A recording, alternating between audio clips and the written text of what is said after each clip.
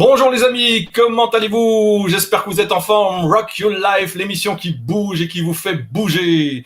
La vie ne sera plus jamais la même depuis le 11 mai. Tout a changé. Beaucoup de changements viennent de l'extérieur. Et pour pouvoir faire face à ces changements, nous devons nous transformer. Rock Your Life, l'émission qui va vous aider à vous transformer avec chaque soir un thème et un invité. Alors ce soir, ça sera une invitée. Et le thème, c'est communiquer avec simplicité. L'invité et moi, nous avons deux points communs. D'abord, nous avons une formation scientifique tous les deux. Et surtout, nous sommes tous les deux consultants.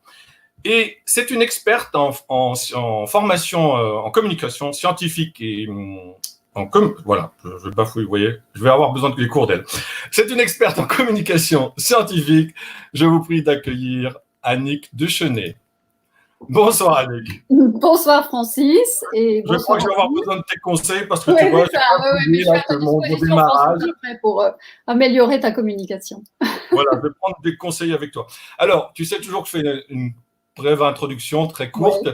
Qu'est-ce que tu as envie de dire de toi te concernant personnellement avant qu'on aborde ce sujet de communiquer avec simplicité? Alors, je suis consultante en communication scientifique et, je tiens à le préciser, je suis une passionnée de mosaïque, c'est-à-dire que je rassemble des morceaux épars pour en faire des réalisations qui ont du sens et qui sont belles si possible. Donc ça nécessite du temps, de l'observation et de la patience. Voilà. Super passion, parce qu'il ne doit pas y avoir tellement de personnes qui font de la mosaïque, je pense. Alors dans les scientifiques, je n'ai pas fait d'enquête sur le sujet, Francis. Ce sera l'objet d'une prochaine émission, je pense. D'une thèse à faire. Alors justement, arrivons là au sujet communiquer avec simplicité. Ouais. Et comment tu es devenue une experte en communication? Alors, quand j'étais scientifique, je devais présenter mes travaux à différents publics. Et très vite, je me suis aperçue que, en fait, c'était assez difficile d'arriver à expliquer ce qu'on fait à d'autres personnes. Alors, je me suis posé la question assez vite, mais comment est-ce que je vais pouvoir expliquer mon sujet qui est assez complexe, qui est assez technique, de façon assez simple pour que tout le monde comprenne rapidement? Alors ça m'a amené au métier que j'exerce aujourd'hui, qui est d'aider les scientifiques à mieux communiquer, et c'est ce que je fais depuis maintenant 10 ans. Voilà. D'accord, donc tu as une formation scientifique, tu as travaillé dans le domaine scientifique et tu as pris conscience de cette difficulté à communiquer, et aujourd'hui, et donc depuis 10 ans, tu es dans ce domaine-là. Alors ce soir, on va à la fois parler un peu du côté scientifique, et aussi voir comment, dans la vie de tous les jours, communiquer avec simplicité, on peut appliquer tes conseils. Oui. Alors, donc, tu formes principalement des scientifiques, si j'ai bien compris. C'est ça, des ingénieurs, des chercheurs, des doctorants, en fait, toutes les personnes qui travaillent dans le secteur des sciences et de la technologie. Toutes les personnes qui sont confrontées à un sujet qui n'est pas facile à expliquer parce qu'il est assez technique, assez complexe, avec du vocabulaire précis. Et donc, c'est ces gens-là que j'aide à mieux communiquer. Alors, on peut penser que ces personnes qui sont souvent des bac plus 10, hein, je crois, enfin, c'est des grosses têtes, il me semble, qui savent beaucoup de choses, peut-être sur un domaine bien spécifique. On peut se poser la question, pourquoi ils ne savent pas aussi bien communiquer? Pourquoi ils ont besoin d'aide pour communiquer? Et oui, c'est vrai que je m'adresse à des bacs plus. Ouais. Et ils n'ont pas été formés à cela. En fait, dans leur formation, bien souvent, dans les formations scientifiques, il n'y a pas de formation à la communication. Donc, en fait, ils se débrouillent comme ils peuvent. Et le travers qu'on va beaucoup retrouver dans ce milieu-là, c'est l'envie d'en dire beaucoup pour montrer qu'on est compétent. Mais ça ne marche pas. En fait, on a un impact beaucoup plus grand quand on a une communication qui est concise et focalisée sur une idée qu'on va développer. Donc, c'est ce que tu es en train de dire. Est-ce que c'est aussi vrai pour la vie de tous les jours, pour tout le monde? Pas forcément dans le domaine scientifique. Oui, absolument, Francis. La communication, c'est répandu partout, quelle que soit sa situation personnelle, professionnelle. C'est vrai que les conseils que je peux donner seraient valables dans la vie personnelle de tout un chacun, mais je m'adresse quand même personnellement à des scientifiques et je travaille sur leur sujet, bien entendu. Alors, si finalement tout le monde a des problèmes, des difficultés en communication, quelle est vraiment la difficulté en communication? Ah, ça c'est une excellente question, Francis. Bon. Alors, écoute, si on faisait un sondage et qu'on demandait aux gens, est-ce que vous préférez une communication simple ou une communication complexe? Bon, il y a fort à parier que la grande majorité des gens sains d'esprit diraient je préfère une communication avec simplicité. Alors, pourquoi est-ce qu'on ne communique pas tous d'une façon qui soit simple? La réponse, c'est que faire simple… Attends, pause. Attends, là, il faut mettre du suspense. Donc, la réponse, la question et la réponse. Donc, la réponse, c'est que faire simple, c'est compliqué. D'accord. Pourquoi faire simple, c'est compliqué. Ok. Alors, faut peut-être développer pour comprendre. Oui. Alors, pourquoi c'est compliqué de faire simple? Parce que éclaircir ses idées, éclaircir sa pensée, clarifier toutes les idées qu'on peut avoir dans la tête, ça demande un effort. Ouais. Et un effort, ça demande, le cerveau n'aime pas toujours faire des efforts, ça demande du temps.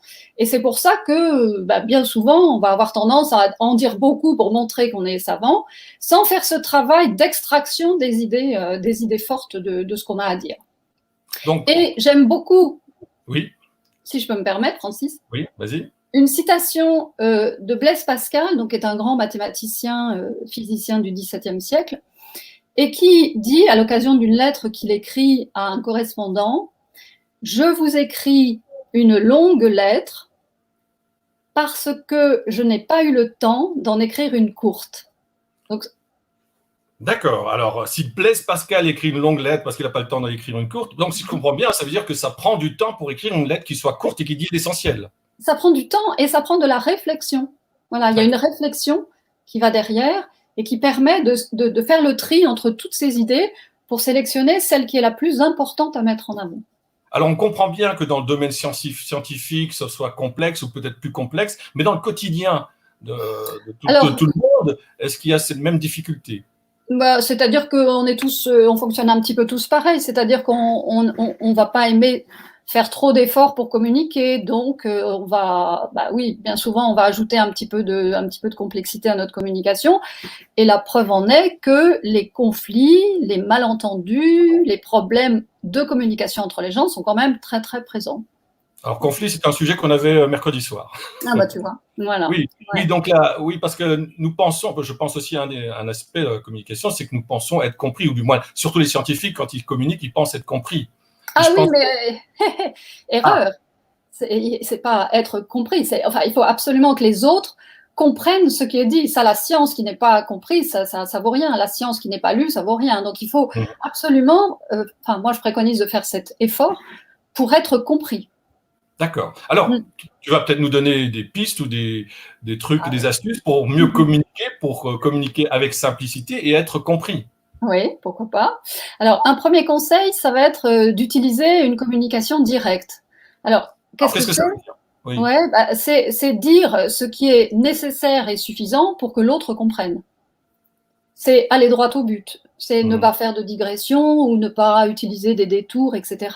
C'est aller droit au but. Alors, ça veut dire, oui, parce que beaucoup de personnes souvent disent beaucoup de choses pour dire, alors que ça peut se résumer en 2-3 mots. Quoi. Voilà, ça peut se résumer. Alors, j'aime bien l'exemple récent que tout le monde a entendu depuis 2 mois, qui est celui de la distanciation sociale, qui est une communication pour le moins pas complexe, mais qui n'est pas très simple, parce que le mot distanciation, il est assez nouveau pour le public. Et puis, distanciation sociale, comment être sûr que c'est compris déjà que c'est compris, et ensuite que c'est compris de la même façon par tous. Donc, est-ce que, par exemple, distance entre les personnes, distance physique, est-ce que c'est plus simple? Je pense qu'on peut gagner en simplicité. Oui, parce que je crois que sur les réseaux sociaux, beaucoup de personnes ont réagi d'ailleurs par rapport à cette énormément. Énormément. Ça montre bien, pourtant, un gouvernement qui a des conseillers en communication, ça montre bien la complexité de la communication. Absolument. Et pourtant, il y a des conseillers. Ouais. Donc, mon premier conseil, c'est une communication directe, plutôt, voilà, au but. Un autre conseil. Alors, un deuxième conseil, ce serait d'utiliser les mots qu'utilisent les gens au quotidien. Alors, je me rends bien compte, évidemment, que dans le secteur dans lequel je travaille, il y a des langages spécifiques à chaque entreprise, il y a des jargons techniques, etc. Il ne s'agit pas de les supprimer. Mais il s'agit de prendre conscience et de garder à l'esprit que plus on va utiliser des mots qui sont utilisés par les gens au quotidien, plus on va être compris et le public va y répondre positivement. D'accord. Si je reste sur le terrain de la politique, j'ai entendu Édouard Philippe récemment qui, lors du déconfinement, s'adressait aux Français. Tu me le rappelles? Qui c'est Édouard Philippe? Tiens, qui c'est Édouard Philippe? Oh là là! Eh bien, il leur disait, pour le déconfinement, il ne va pas falloir faire le malin avec le virus. Alors, ok, ça c'est des mots de tous les jours. Oui. Je pense que la majorité des gens ont compris que pas faire le malin, c'est mettre son masque, se laver les mains, garder la bonne distance avec les autres. Donc tu vois, là, on a un vocabulaire qui est proche du langage des gens. Alors, après ce discours, sa cote de popularité a remonté. Donc, est-ce que c'est lié à ça? Moi, je pense que ça joue. D'accord, ok, très bien, bon exemple. Alors, comme on dit chez moi, jamais 203, alors peut-être une troisième idée. Alors, un troisième, ça pourrait être bien réfléchir à son message avant de communiquer. Oui. Alors, le message, c'est vraiment l'idée principale qu'on veut faire passer lorsqu'on prend la parole. Hein, oui. Et bien souvent, ce message, il est noyé sous plein d'autres informations, ce qui fait que l'attention des autres, elle est diluée par toutes ces informations qui arrivent. Donc, le message, je conseille de vraiment passer du temps dessus pour vraiment arriver à la quintessence de son idée et exprimer cette idée de façon simple et claire. De cette façon, c'est bien reçu. D'accord. Pardon ? Si je reprends toujours la même citation de notre Premier ministre, Édouard Philippe, oui. C'est un beau message. Il ne va pas falloir faire le malin avec le virus. Pour moi, c'est un message qui colle parce que tout est dit dans une seule phrase. C'est concis. C'est concis, oui, c'est concis. Ouais, ça marche. J'entends souvent des gens qui me disent que ce que je dis, moi, je me comprends. Mais c'est pas suffisant. C'est pas suffisant. Il faut surtout que les autres comprennent ce que vous dites. D'accord, oui, c'est ça. Alors, ce soir, donc, tu nous as parlé d'une communication plus directe, plus naturelle, et aussi, surtout, d'avoir un message qui soit clair. Ton message ce soir, c'est quoi ce soir? Quel est ton message? Ce serait communiquer avec simplicité. C'est compliqué. Si je reprends mon Blaise Pascal, je vous écris une longue lettre parce que je n'ai pas le temps d'en écrire une courte. Voilà. Si vous voulez communiquer avec simplicité, donc efficacité, prenez le temps de travailler sur votre communication. Comme ça, vous minimiserez les malentendus, les conflits, les problèmes, etc. Alors, je vais faire une expression en communication, c'est le oui, mais. Oui, mais on n'a pas le temps. Oui, mais on n'a pas. Oui, mais à mon avis, c'est un raisonnement qui ne tient pas parce qu'en fait, en travaillant sur la clarté de ce que l'on dit, on gagne beaucoup de temps et le public qui vous écoute et qui comprend vous fait davantage confiance parce qu'il comprend ce que vous dites. Et en plus, moi, je trouve qu'une communication simple, claire et directe, c'est très reposant parce qu'on n'a pas d'effort de décodage à faire. Alors, comment on peut te trouver? Bon, il y a déjà le bandeau, il défile où on attend. Alors, il y a mon site internet qui défile, voilà. Et puis sur mon nom est affiché, donc il y a mon profil LinkedIn. Et puis là, sur la messagerie de LinkedIn, on peut me joindre si on veut me joindre. Hein. Ce n'est pas un problème pour cela. Alors, tu sais que l'habitude dans l'émission, c'est toujours d'avoir le regard du coach, le conseil du coach qui va nous donner son regard sur le sujet ou sur notre échange. Et avant qu'il intervienne, avec quoi tu as envie de terminer? Quel est le message de fin que tu as envie de partager? Alors, si je revenais à ma mosaïque,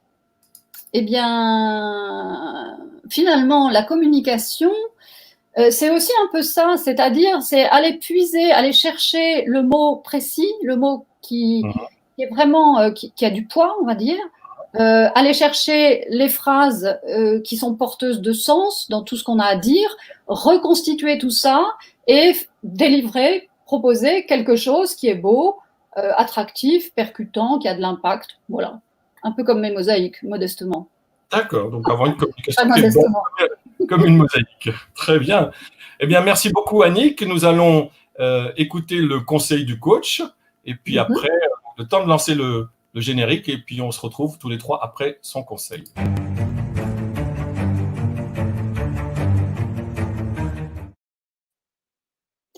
Waouh, quelle pression j'ai ce soir, en fait. Est-ce que je vais réussir à communiquer avec simplicité?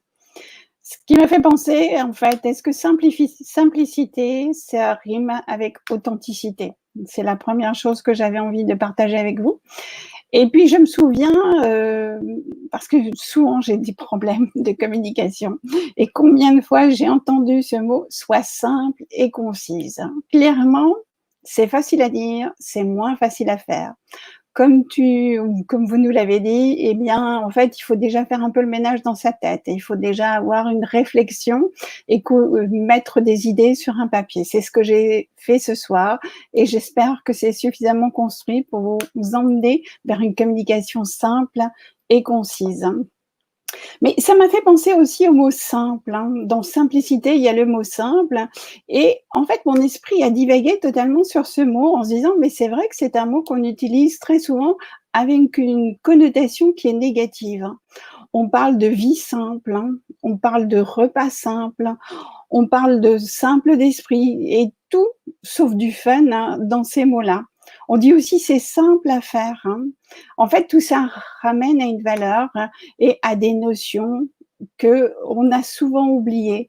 Les vies que nous avions précédemment étaient beaucoup plus simples et plus authentiques. Donc, j'ai envie de redire à la fin, soyez simples et concis et revenez aux vraies valeurs authentiques et de simplicité. Voilà mon conseil du coach pour aujourd'hui.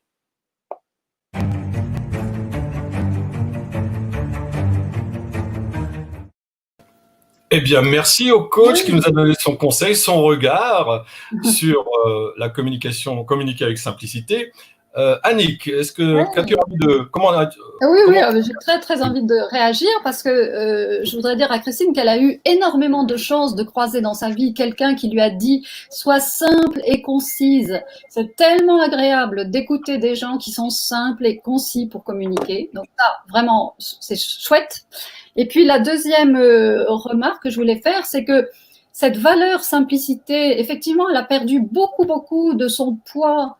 Elle a été reléguée, surtout dans le milieu où je travaille, elle a été vraiment mise de côté pour aller vers une complexification croissante des discours, des acronymes, des termes techniques, des jargons. Et pour moi, c'est une valeur qui est vraiment fondamentale et pour laquelle je me bats. En tout cas, je trouve qu'il faut revenir à cette simplicité qui n'est pas du tout dévalorisante, au contraire.